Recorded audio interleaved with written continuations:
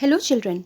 Today we are going to start with new chapter of chemistry, that is measurement of matter, in which first we will start with law of chemical combination and then structure of atoms and other concepts related to that, right?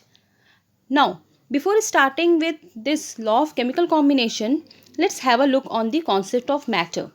You all have studied about matter, means from lower grades you are studying what is matter, how will you classify matter, everything you are studying, right? So just think, how can you recollect yourself what is matter? Yeah, what is matter? Yeah, anything which occupies a space and has mass is called matter, right? Means anything which is occupying space, right? And rather than that, it is also having mass, is known as matter. For example, air, water, like we can say sugar, sand, wood, rocks, books. Okay, even we also, we are what? We are a kind of matter only. Okay, why we are saying that all of them are matter? Because all of them occupies space and all of these are having mass, right? That's why we can say, yeah, air, water, sugar, these all are what? These are all are matter because they are occupying space and have mass, right? Now if we see the composition of matter, what you will say? How can you explain the composition of matter? If we see the composition of matter, by means, what I want to say means by which it is made up of, what we will say? We will say that this matter consists of what? Matter consists of very minute particle, and these minute particle is known as atoms, right?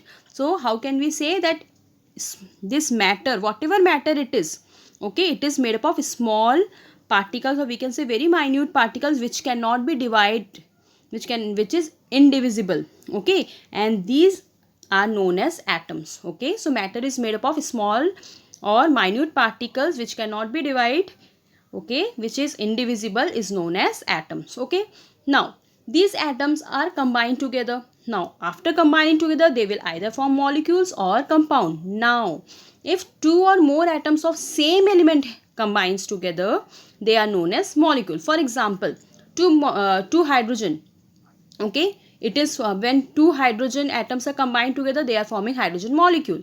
Okay, if two chlorine atoms are combining together, they will form chlorine molecule like Cl2, right?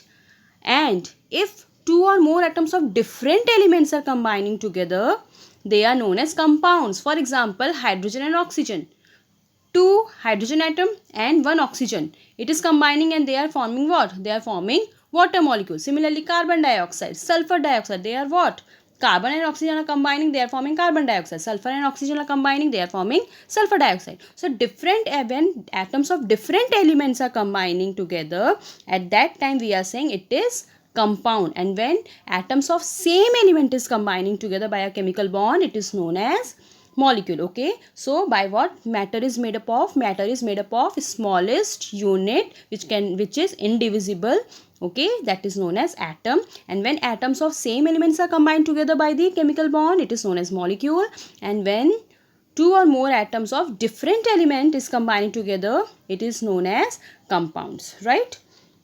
So on the basis of that, we can come to know that how by what matter is composed of. Now till here you have studied. Rather than that, you have also studied on the basis of physical state, this matter is divided into three types, right? Solid, liquid and gas. That also you have studied. In solid, you have studied that their particles are very close to each other. And why they are close to each other? Because they are having a bond between them, between the particles, that is called intermolecular force of attraction, right? And in liquids, what happened? The intermolecular force of attraction is little less as compared to solids, so particles are little away from each other, okay. Whereas in gas, there is negligible, yeah, there is negligible intermolecular force of attraction. That's why particles are gas molecules are far away from each other. That all you have studied already, right? So this is all about matter that you have studied. Now when you have clear with what is matter, we should start with law of chemical combination, because now you come to know that matter is made up of atom, and atoms of same element combines together and they are forming what? molecule, and when atoms of different elements are combining together by chemical bond, they are forming compounds. Okay, this much is clear now. Okay, now let's start with law of chemical combination. So if we see the law of chemical combination, we will come to know that it consists of 5 laws. It includes 5 laws.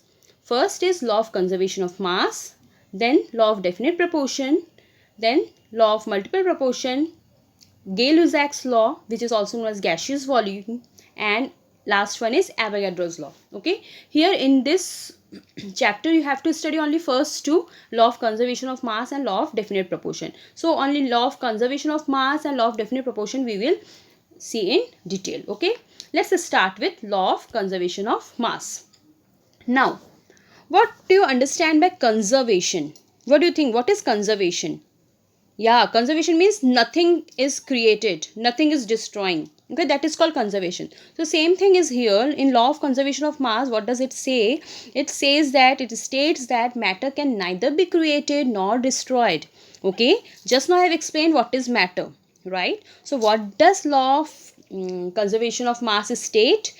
Law of conservation of mass states that matter can neither be created nor destroyed. That means what it wants to say, that you all know that for the formation, whenever chemical reaction occurring, there is reactant, there is a presence of reactant. They are coming in contact with each other, they are reacting with each other, and after the reaction they are forming product, right? For example, let A and B, these are the reactant. Okay, means those which are reacting, that is known as reactant, and after the reaction what is produced, that is known as product. That much you know, right? So for example, A and B, okay, A and B are the reactant, and after getting reaction done, it is producing C and D. Okay, now for example, let A as hydrogen molecule H2. See, look at this, you will be able to understand. Okay, H2, which is hydrogen molecule, and chlorine molecule they have taken, that is Cl2. Okay, now after the reaction what it will produce? Definitely hydrogen chloride, right? So we will come to know by this reaction that hydrogen and chlorine are the reactant. Okay, and what is your product? Product is your HCl, that is hydrogen chloride. Now if we will weigh it, we will come to know that hydrogen, how much hydrogen was there?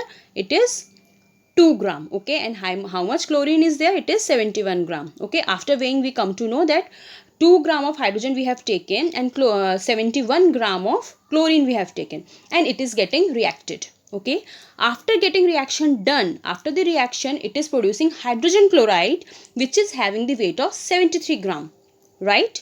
Now just look at this, 2 gram and 71 gram. 2 gram of hydrogen we have taken, 71 gram of chlorine we have taken. Just total it. Just add it. How much you have got? Yeah, 73 gram. Right? Same thing after the reaction, when product is produced, that is hydrogen chloride produced. How much hydrogen chloride produced? Yeah, 73 gram. So we will come to know that initially when reactants were there, there also 73 gram of reactants were there. And after getting reaction done, after the completion of reaction also, there is a production of 73 gram of hydrogen chloride.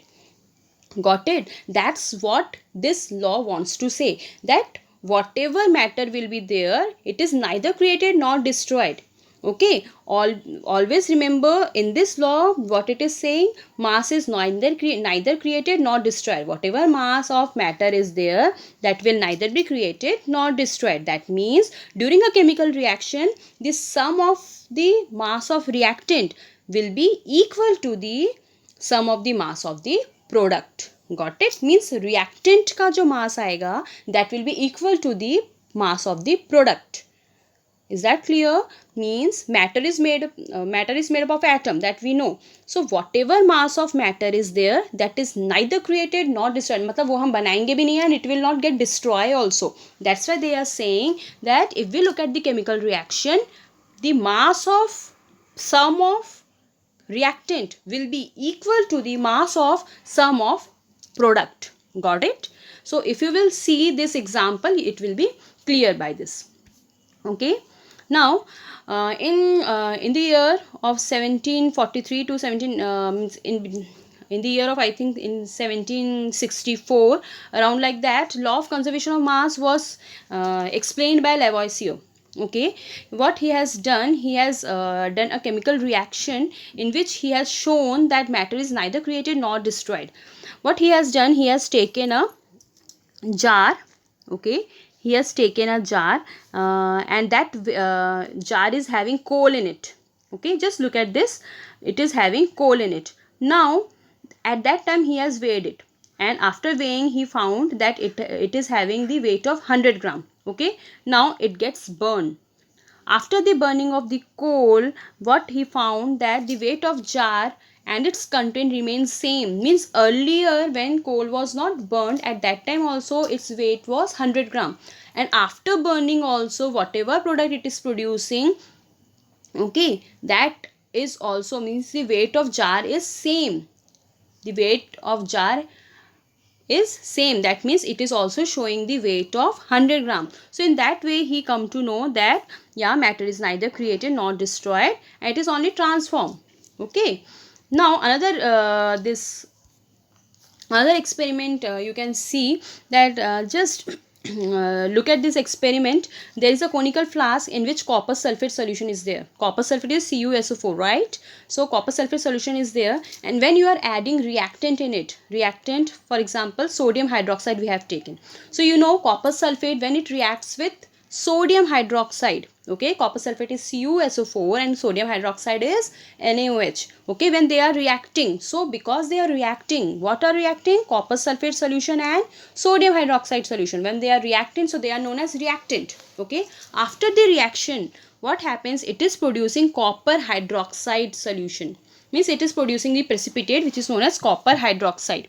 Okay, now what I want to say by this experiment, that earlier when the reactant we have taken sodium of this sodium hydroxide and copper sulfate, that time when we have weighed it, it was weighed 67.25 gram, right? And after the reaction complete, when reaction is completed, at that time whatever product we have get, in that also the weight remains same, that is 67.25, right? So by this we come to know and we can confirm that yeah, in law, what law of conservation of mass is saying, it is absolutely true that matter is neither created nor destroyed. That means whatever mass of reactant will be there, the sum of the mass of the reactant will always be equal to the sum of the mass of the product. Means जो भी reactant होगा, वो जितना भी उसका mass होगा, उसका वो that will be equal to the mass of the product. Okay, is that clear? So that is all about law of conservation of mass. Now let's start with law of constant proportion. Okay, so what I said, that law of chemical combination includes 5 laws, but here we will study only 2. Okay, in this part we will study only 2. First is law of conservation of mass, that we have already done, and second one is the law of constant proportion. Now what does this law said? According to this law, the chemical compound are made up of elements, that we know, that in earlier only I have explained you that chemical compounds are made up of elements. Okay, so what does this law state? This law states that chemical compounds are made up of elements and that are present in fixed ratio by mass, which are present in fixed ratio by mass. Now what does it mean? What I mean to say, a chemical compound always consists of elements which are combined together in same proportion by weight. Means the compound, whether you are taking it from any place, okay, from any place you are taking that compound, the ratio in which it is combining, it will remain same. For example, let's take an example, I think it will be clear to you. For example, water. You all know that water is compound, right? It's a compound. Now, when if we are taking water from tap or river or sea or well, from anywhere we are taking the water. Okay. Now, what do you think? Whether the composition of water or the composition of hydrogen and oxygen which is present in water molecule, whether it will change? What do you think? what I want to ask you, what I want to means what I mean to say, that water molecule I have taken, I have only taken it, I have collected it from tap water, I have collected tap water, river water, sea water, and well water, means whatever water sources are there, from there I have collected. Okay, now my question is, whatever water molecule is with us, we all know that water molecule is made up of hydrogen and oxygen. Okay, two hydrogen atom is there and one oxygen atom is there, right? Okay, and in which ratio it is there? Hydrogen how many atoms? 2. Oxygen how many atoms are there? 1. So it is in the ratio of 2:1. Okay, so water molecule is made up of hydrogen and oxygen, that is 2 hydrogen atom and 1 oxygen atom. That all we know. So what I want to ask you, that water molecule, if I will collect it from tap water, sea water, river water, streams, or from well, so whether the composition of water will change, mean it is made up of hydrogen and oxygen, right? So whether its composition will change, कहीं पे 1:2 का ratio मिलेगा, कहीं 3:1, कहीं 4:1 का ratio मिलेगा, is it so? No. So that's what this law wants to say. What does this law wants to say? That a chemical compound always consists of same elements. Means chemical compound consists of elements which are combined together in same proportion by weight. Got it? Means whatever be the source from which a compound is obtained, it is always made up of same element in the same weight percentage. Again repeating what I want to say, this law means that whatever be the source from which a compound is obtained, means मैंने क्या बोला, what I have said, water I have collected from various sources, right? So that's what they want to say. Whatever be the source from which a compound is obtained, it is always made up of same element. Means what does it mean? Means it will, like water example I have taken, from anywhere I am collecting water, it will always made up of hydrogen and oxygen only. Got it? That's what they are saying, that whatever be the source of the compound, it is always made up of same elements and in the same weight percentage. That means, as I said, water, if we are collecting from anywhere, it has to be the ratio of 2:1. 2 atoms of hydrogen, 1 atom of oxygen. So whether it is collecting from any source, its ratio, weight percentage will be same. Got it? Clear? So whether for example, water, if we will take it from river, sea, well, tap, anywhere, it will have, always it is made up of hydrogen and oxygen. Okay, and its weight will be same. That's what this law wants to say. Okay, so just look at this example I have written here. Means hydrogen and oxygen, it is 2 atoms of hydrogen and 1 atom of oxygen is combining, and what they are forming? They are forming water, right? One molecule of water. Now see, hydrogen, how many atoms of hydrogen are there? 2. How many atoms of oxygen are there? 1. And after reacting, it is producing hydrogen molecule, 1 hydrogen molecule. In that also, how many atoms are there? 2. How many molecules of oxygen is there? 1. So what they want to say, whatever will be the weight, it will remain same. Got it? And now next what it want to say, this water molecule, if I will collect from anywhere, from any sources, it will remain same. Its weight will remain same. Its composition will remain same. Means uska weight जो 2:1 का है, hydrogen 2 and oxygen 1, it will remain same. Similarly, it will always made up of hydrogen and oxygen only. So its composition as well as weight will remain same. Got it? That's what this law wants to explain. Got it? So what we come to know, what is law of conservation of mass? Law of conservation of mass states that matter neither be created nor destroyed. Means reactant, whatever weight of the reactant will be there, the product will also produce the same weight. It will have the equal weight. The weight of reactant is equal to the weight of the product. That's what law of conservation of mass said, that matter can neither be created nor destroyed. Okay, and what does this law of constant proportion explains? That what it says, it states that chemical compounds are made up of element, and what, it always consists of element which is combined together in a fixed proportion by weight, same proportion by weight. Got it? Means for any compound we are taking, whatever its source, its composition will always remain same and its weight percentage will always be same. That's what this law wants to explain. Okay, I think by this example you will be clear. Now After this, there are other three laws are also there: Avogadro's law, Gay-Lussac's law, and law of multiple proportion. That is not, I am not discussing here because it's not in your course now. So just I am explaining you Dalton's atomic theory. Actually, what happened? The laws of chemical combination were the experimental laws, right? Just now I have shown you that there can be, we can perform various experiments, and by that we can prove that chemical combination, whatever law of chemical combinations are there, that can be proved experimentally. Okay, and by this we can come to know that this logical, there is a logical explanation for law of chemical combination, right? And it is that also we are confirmed that matter is made up of unit particles, that is known as atoms. Okay, now there is an attempt to explain the law of chemical combination has done by Dalton. Why he's done means continuously experiments are going on, continuously studies were going on, and then Dalton put forward his atomic theory of matter, right? There is what happens actually, an Indian philosopher Kanad was one of the first person to propose that matter is made up of smallest particle called Parmanu. Okay, what I said, there is an Indian philosopher Kanad. Okay, he was the first person who proposed that matter is made up of a very small particle, but he said that that small particle is known as Parmanu. Okay, but after that, John Dalton, okay, he called these particles as atom.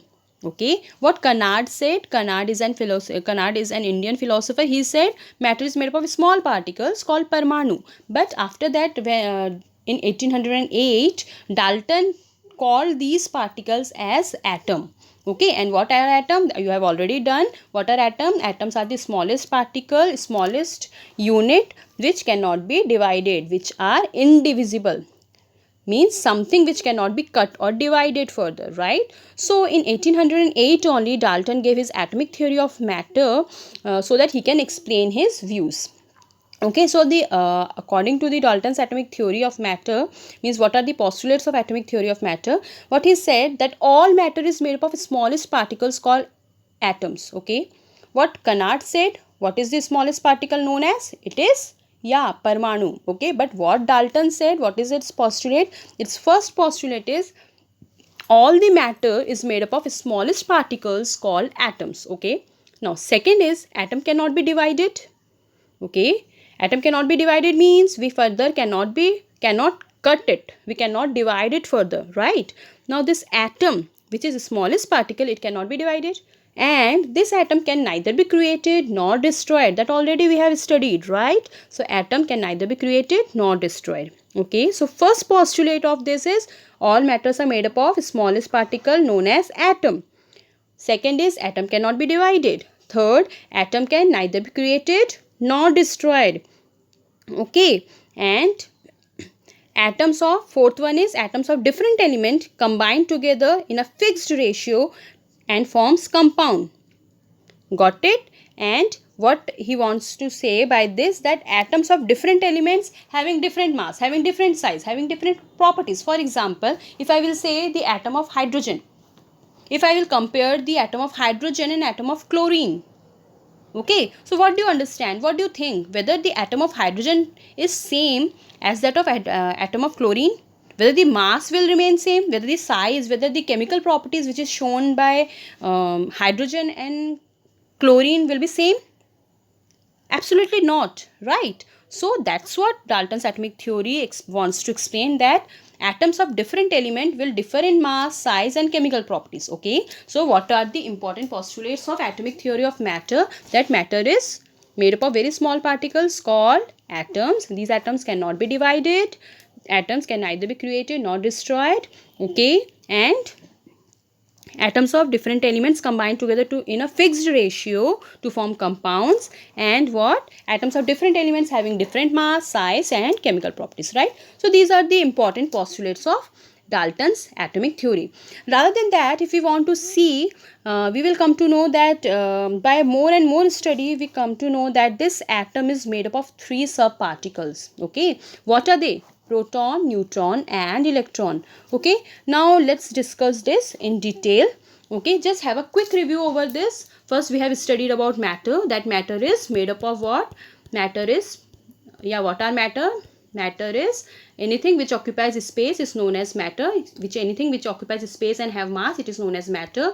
Then we have seen its composition, atoms, that is the smallest unit of smallest particle which cannot be divided. And if two atoms of same element are combined together, they are known as molecule. If atoms of different elements are combined together, they are forming compounds, right? Now matter already you have studied on the basis of physical states of three types: solid, liquid and gas. And then we have come to law of chemical combination, in which we have studied two laws: law of conservation of mass and law of definite proportion, right? Then in law of chemical combination, what we have seen, that matter can neither be created nor destroyed, means the what? The mass of reactant, the sum of the mass of reactant will always be equal to the sum of the mass of the product, right? And then we have seen the law of constant proportion, in which it wants to say from anywhere, from any sources we are taking the compound, its composition as well as its mass in proportion will remain same. Got it? So these two laws we have studied, and after that we have explained with Dalton's atomic theory. In that we come to know that earlier it was said that matter is made up of smallest particle known as Parmanu. Okay, after that Dalton in 1808 explains that no, it is not Parmanu, it is known as, he has given it another name, that is atom. Okay, and what are the postulates of Dalton's atomic theory of matter? That matters are made up of very small particles called atom. Secondly, atoms cannot be divided. Third, atom can neither be created nor destroyed. And then atoms of different element can combine in a fixed ratio in order to form compounds. And lastly, that atoms of different elements differ in mass, size and chemical properties. Okay, now in detail we will study all the structure of this atom. Okay,